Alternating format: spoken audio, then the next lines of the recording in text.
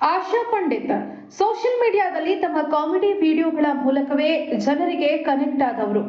ತಮ್ಮ ವಿಭಿನ್ನ ಶೈಲಿಯ ಡೈಲಾಗ್ಗಳ ಮೂಲಕ ಸಾಕಷ್ಟು ಅಭಿಮಾನವನ್ನ ಸಂಪಾದಿಸಿದ್ದ ಆಶಾ ಪಂಡಿತ್ ಎಲ್ಲರ ಮುಖದಲ್ಲೂ ನಗು ಇರಬೇಕು ಅನ್ನೋ ಕಾರಣಕ್ಕೆ ಪ್ರತಿದಿನ ಒಂದಿಲ್ಲ ಒಂದು ಕಾಮಿಡಿ ವಿಡಿಯೋಗಳನ್ನ ಮಾಡಿ ಸೋಷಿಯಲ್ ಮೀಡಿಯಾದಲ್ಲಿ ಅಪ್ಲೋಡ್ ಮಾಡ್ತಾ ಇದ್ರು. ಆದ್ರೆ ಇಷ್ಟು ದಿನ ಎಲ್ಲರ ಮುಖದಲ್ಲಿ ನಗು ಮೂಡಿಸ್ತಾ ಇದ್ದ, ಎಲ್ಲರಿಗೂ ಕೂಡ ನಗು ಹಂಚ್ತಾ ಇದ್ದ ಆಶಾ ಪಂಡಿತ್ ಕೇವಲ ನೆನಪಷ್ಟೇ. ಹೃದಯಾಘಾತಕ್ಕೆ ಆಶಾ ಪಂಡಿತ್ ಇಂದು ಬಲಿಯಾಗಿದ್ದಾರೆ. ಮೂಲತಃ ಮಂಗಳೂರಿನ ಪಡೀಲ್ ನಿವಾಸಿ ಆಗಿರುವಂತಹ ಆಶಾ ಪಂಡಿತ್ ತುಳು ರಂಗಭೂಮಿ ಕಲಾವಿದೆ. ತುಳು ರಂಗಭೂಮಿಯಲ್ಲಿ ಸಾಕಷ್ಟು ಕಲಾ ಸೇವೆ ಮಾಡಿದಂತಹ ಆಶಾ ಪಂಡಿತ್ ಕರಾವಳಿ ಭಾಗದ ಜನರಿಗೆ ಪರಿಚಿತವಾದಂತಹ ಮುಖ. ಅದರಲ್ಲೂ ಕೂಡ ಅವರು ಹಾಡುಗಳನ್ನ ಕೂಡ ಅಷ್ಟೇ ಸುಂದರವಾಗಿ ಹಾಡ್ತಾ ಇದ್ರು. ಮಂಗಳೂರಿನ ಪಡೀಲ್ ಬಳಿ ಒಂದು ಪುಟ್ಟ ಮಿನಿ ಕ್ಯಾಂಟೀನ್ ಅನ್ನ ಇಟ್ಕೊಂಡು ಜೀವನವನ್ನ ನಡೆಸ್ತಾ ಇದ್ರು. ಅಲ್ಲಿ ಕೂಡ ಸಾಕಷ್ಟು ಸಂಖ್ಯೆಯಲ್ಲಿ ಅವರನ್ನ ಭೇಟಿ ಮಾಡೋದಕ್ಕೆ ಅವರ ಫಾಲೋವರ್ಸ್ ಬರ್ತಾ ಇದ್ರು. ಅವ್ರ ಜೊತೆ ವಿಡಿಯೋ ಮಾಡ್ಕೊಳ್ತಾ ಇದ್ರು, ಸೆಲ್ಫಿ ತೆಗೆದುಕೊಳ್ತಾ ಇದ್ರು. ಅದೆಲ್ಲವನ್ನ ಕೂಡ ಆಶಾ ಪಂಡಿತ್ ಅವರು ಖುಷಿಯಿಂದ ತಮ್ಮ ಇನ್ಸ್ಟಾಗ್ರಾಮ್ ನಲ್ಲಿ ಶೇರ್ ಮಾಡ್ಕೊಳ್ತಾ ಇದ್ರು. ಇನ್ಸ್ಟಾಗ್ರಾಮ್ ನಲ್ಲಿ ಸುಮಾರು 27,000ಕ್ಕೂ ಅಧಿಕ ಫಾಲೋವರ್ಸ್ ಅನ್ನ ಹೊಂದಿದ್ರು. ಅವರ ಕೆಲವೊಂದು ಡೈಲಾಗ್ಗಳು ಸಿಕ್ಕಾಪಟ್ಟೆ ಮಜಾ ಕೊಡ್ತಾ ಇತ್ತು. ಅದರಲ್ಲೂ ಕೂಡ ಒಂದಷ್ಟು ಜನ ಸುಖಾಸುಮ್ಮನೆ ನೆಗೆಟಿವ್ ಕಮೆಂಟ್ಸ್ ಗಳನ್ನೇನೋ ಮಾಡ್ತಾ ಇದ್ರು. ಅಂಥವ್ರನ್ನ ಸರಿಯಾಗಿ ತಮ್ಮ ಡೈಲಾಗ್ಗಳ ಮೂಲಕವೇ ಆಶಾ ಪಂಡಿತ್ ಅವರು ತರಾಟೆಗೆ ತೆಗೆದುಕೊಳ್ತಾ ಇದ್ರು. ಅದರಲ್ಲೂ ಕೂಡ ಅವರ ಕೆಲವೊಂದು ಡೈಲಾಗ್ಗಳು ನೀವು ಕೇಳಿರಬಹುದು. ಡೋಂಕ್ರು ಕಪ್ಪೆ ಮುಸುಂಡು, ತೇಡೆ ಮುಸುಂಡು, ಮರ್ವಾಯಿ ಮುಸುಂಟು, ಹೀಗೆ ಬೇರೆ ಬೇರೆ ರೀತಿಯಾದಂತಹ ಡೈಲಾಗ್ಗಳನ್ನ ಹೇಳಿ ತನಗೆ ಬರ್ತಾ ಇದ್ದಂತಹ ನೆಗೆಟಿವ್ ಕಮೆಂಟ್ಗಳನ್ನ ಸ್ಟಾಪ್ ಮಾಡುವಂತಹ ಪ್ರಯತ್ನವನ್ನ ಆಶಾ ಪಂಡಿತ್ ಮಾಡ್ತಾ ಇದ್ರು. ಜೊತೆಗೆ ಸಾಮಾಜಿಕ ಕಳಕಳಿ ಕೂಡ ಮೆರಿತಾ ಇದ್ರು.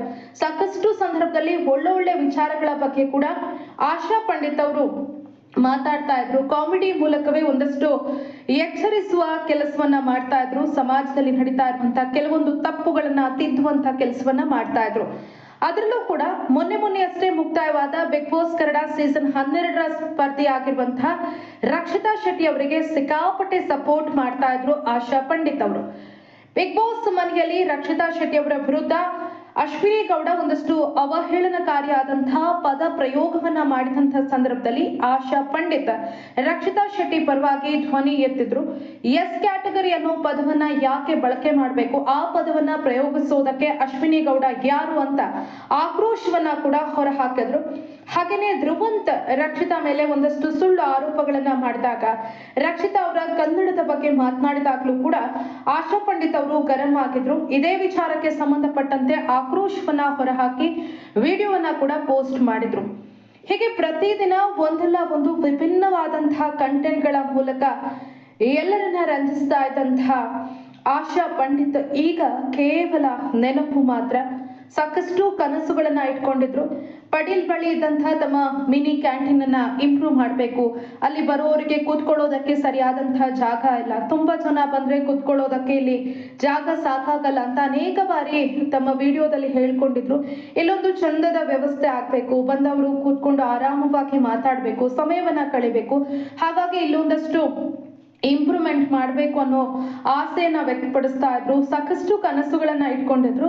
ಹೇಗಿರುವಾಗಲೇ ಅವರು ತಮ್ಮ ಜೀವನದ ಯಾತ್ರೆಗೆ ಅಂತ್ಯ ಹಾಡಿ ಹೊರಟು ಹೋಗಿದ್ದಾರೆ. ಅದರಲ್ಲೂ ಕೂಡ ರಕ್ಷಿತಾ ಅವರ ಬಗ್ಗೆ ಸಾಕಷ್ಟು ಒಳ್ಳೆಯ ಮಾತುಗಳನ್ನೇ ಹೇಳ್ತಾ ಇದ್ರು. ಆಕೆಗೆ ಎಲ್ಲ ರೀತಿಯಲ್ಲೂ ಕೂಡ ಸಪೋರ್ಟ್ ಅನ್ನ ಮಾಡ್ತಾ ಇದ್ರು.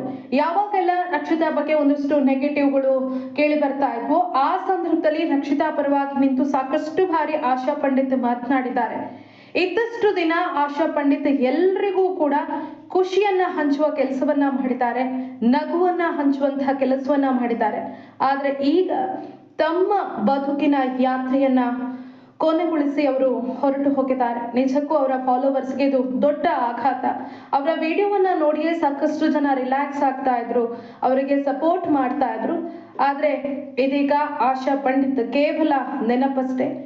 ಅವರ ಆತ್ಮಕ್ಕೆ ಭಗವಂತ ಚಿರಶಾಂತಿಯನ್ನು ನೀಡಲಿ ಅಂತ ನಾವು ಕೂಡ ಪ್ರಾರ್ಥಿಸೋಣ.